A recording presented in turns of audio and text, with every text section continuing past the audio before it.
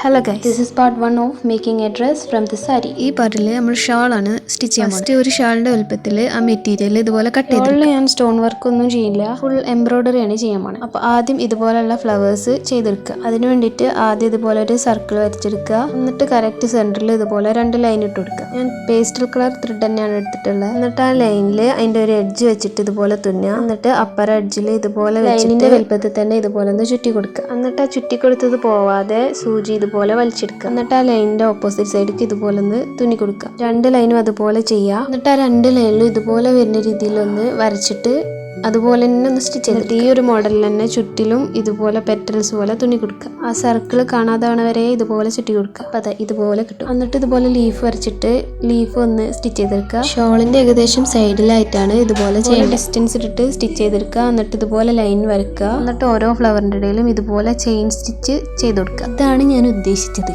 പിന്നെ പോലെ സ്റ്റിച്ചിങ്ങും എംബ്രോയിഡറി ഒക്കെ ഒറ്റയ്ക്ക് ചെയ്യാൻ ഇഷ്ടമുള്ളവരാണെങ്കിൽ ഇത് ഹെൽപ്ഫുൾ ആവും. അപ്പോൾ ഫുൾ ഔട്ട്ഫിറ്റ് കാണാൻ വേണ്ടിയിട്ട് ഒന്ന് സബ്സ്ക്രൈബ് ചെയ്തിച്ചോളി. അപ്പോൾ ഓക്കെ ബൈ.